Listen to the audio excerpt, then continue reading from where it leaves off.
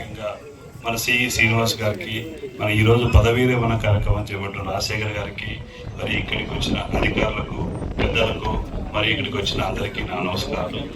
ముఖ్యంగా ఈరోజు Rajasekhar sir retirement ఫంక్షన్కి వచ్చింది.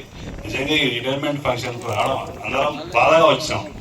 ఈయన ఈ ప్రాంతంలో చాలా చేశాడు.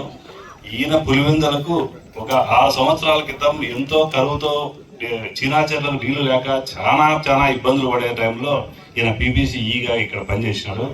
అప్పుడు ప్రతి క్షణం ప్రతి ఒక్క నీటి బొట్టును ఫాలోఅప్ చేసుకుంటా రైతులకు ఎట్లా నీళ్ళు ఇవ్వాలా, నిజంగా మా తోటల వల్ల ఉండేంత కమిట్మెంట్ కన్నా సార్ అంతకన్నా ఎక్కువ కమిట్మెంట్గా పనిచేసి ఈరోజు అంతో ఇంతో చీనా చెట్లు ఫస్ట్ బతికినాయంటే అంత దాంట్లో బాగా రాజశేఖర్ సార్ కూడా ఖచ్చితంగా భాగస్తుడే.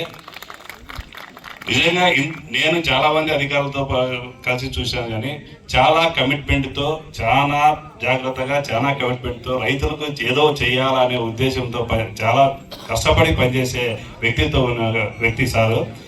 కాబట్టి ఈరోజు నిజంగా ఆయన పదవీలు చేస్తుంటే నిజంగా అందరం బాధపడుతున్నాము.